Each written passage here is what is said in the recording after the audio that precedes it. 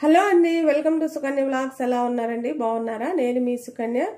ఈరోజు మన రెసిపీ వచ్చి, మీరు పప్పు పూర్ణాలు తినుంటారు, కానీ సేమియా పూర్ణాలు ఎప్పుడన్నా తిన్నారా? చాలా బాగుంటుంది, చాలా రుచిగా ఉంటుంది, చాలా సింపుల్గా కూడా అయిపోతుంది అనమాట. చూసారు కదా, ఇలా వెరైటీగా చేసి పెడుతూ ఉండండి, పిల్లలు చాలా ఇష్టంగా తింటారనమాట. ఫస్ట్ టైం మన ఛానల్ ఎవరైనా చూస్తున్నట్టయితే సబ్స్క్రైబ్ చేసుకొని దీని తయారీ విధానం చూసేయండి. మనం ముందుగా స్టవ్ వెలిగించుకొని బాండీ పెట్టుకొని ఒక కప్పు సేమియా వేసుకుందాం. వీటిని లైట్గా వేపుకోవాలన్నమాట, పచ్చివాసన లేకుండా వేపుకుందాం. 1 టేబుల్ స్పూన్ నెయ్యి వేసుకొని వేపుకోండి. మరీ ఎక్కువ వేగ అవసరం లేదు, మనకు పచ్చివాసన పోతే చాలు.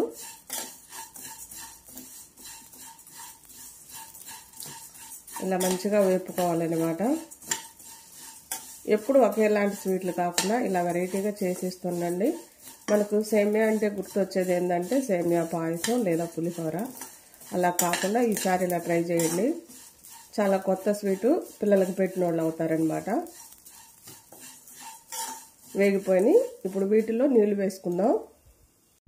మనం 1 కప్పుకి 2 కప్పులు నీళ్ళు తీసుకొని ఉడికించుకోవాలి. ఇలా 2 కప్పులు నీళ్ళు వేసుకొని సేమియా అనేది మంచిగా ఉడికించుకోవాలి. మనం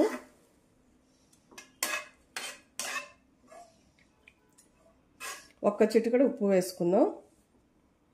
1 చిటికెడు ఉప్పు వేసుకొని మూత పెట్టుకొని మంచిగా ఉడికించుకుందాం.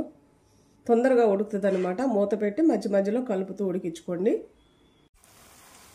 సేమియా అంతా కూడా నీళ్ళన్నీ ఇంకిపోయి దగ్గరకు వచ్చింది కదా, ఈ టైంలో కొంచెం యాలకుల పొడి దంచి వేసుకోండి. అలానే మీరు స్వీట్ ఎంత తినగలుగుతారో అంత బెల్లాన్ని వేసుకోండి. నేనైతే 1 అరకప్పు బెల్లం తీసుకున్నాను. ఇదంతా కూడా మళ్ళీ బాగా కలిసి దగ్గరకు అయ్యేదాకా ఉడికించుకోవాలి. నేను తీసుకుంది ఆర్గానిక్ బెల్లం అనమాట.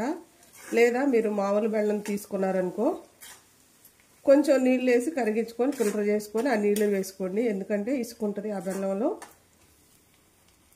బెల్లం అంతా కరిగి దగ్గరికి అయ్యేదాకా ఉడికించుకోవాలి. మనం ఇలా కలుపుతూనే ఉడికించుకోవాలి, లేదంటే అడుగు పడుతూ ఉంటుంది అనమాట. చూసారా, బెల్లం కొంచెం కరిగింది, ఇంకొంచెం కరగాలి. కొంచెం దగ్గరకు అయితే చాలు. స్టవ్ కట్టేసుకుందాం. చూడండి, సేమియా అయితే చక్కగా ఉడికిపోయింది కదా. స్టవ్ కట్టేసుకుందాం. ఈ టైంలో మళ్ళీ కొద్దిగా నెయ్యి వేసుకోండి. ఇది ఒకసారి కలిపి పక్కన ఉంచుకుందాం, చల్లగా ఉన్నిద్దాం.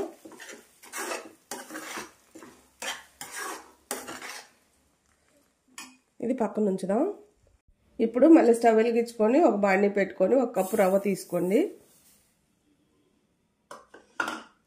ఈ రవ్వలో కూడా కొంచెం నెయ్యి వేసుకొని లైట్గా వేపుకోవాలన్నమాట. ఈ రవ్వ కూడా కొంచెం పచ్చివాసన పోయేదాకా వేపుకుందాం. తక్కువ మంట మీద వేపుకుంటూ ఉండండి. రవ్వ బాగా వేగుతుంది, మంచి స్మెల్ వస్తుంది.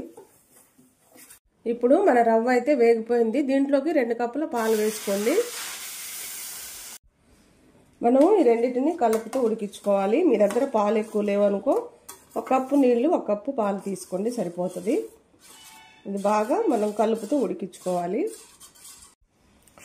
ఇప్పుడు దగ్గరకు అయింది కదా, ఇంకా కొంచెం దగ్గరకు అయి మెత్తగా ఉడకాలన్నమాట ఉప్మా అనేది.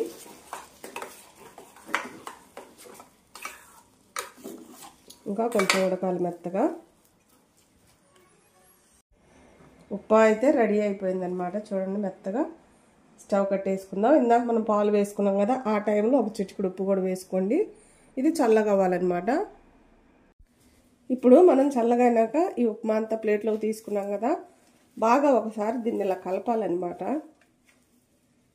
మెత్తగా కలపండి. ఇప్పుడు కొద్దిగా నెయ్యి కూడా వేసుకోండి. కలుపుతామంతా ఇలా ముద్దలాగా మొత్తం కలుపుకోవాలి మనం.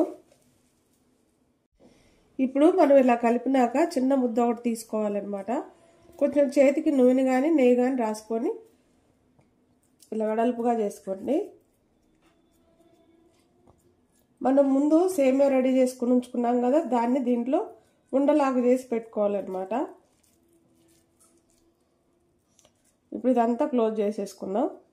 ఇలా ఇలా మొత్తం కలిపేసి బాల్ లాగా చుట్టుకోవటమే.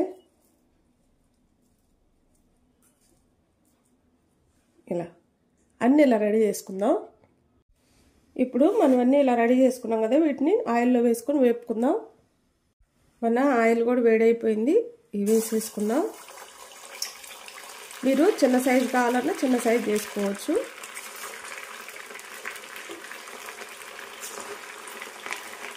తక్కువ మంట మీద వేపుకోండి. మరి తక్కువ మంట అంటే మరి మాడిపోయేలా కాకుండా మీడియం మంట మీద వేపుకోండి. వేసిన వెంటనే కదపకూడదు అనమాట. ఒకవైపు బాగా ఇలా వేగినాక రెండో వైపు తిప్పుకోవాలి. ఇలా ముందే కదిపారనుకో అవి ఊడిపోతుంది అనమాట. ఇలా తిప్పుకోండి. ఇలా అప్పుడు చక్కగా బాగుంటాయి అన్నమాట. పూర్ణాలు అనేవి నీట్గా వేగిపోతాయి.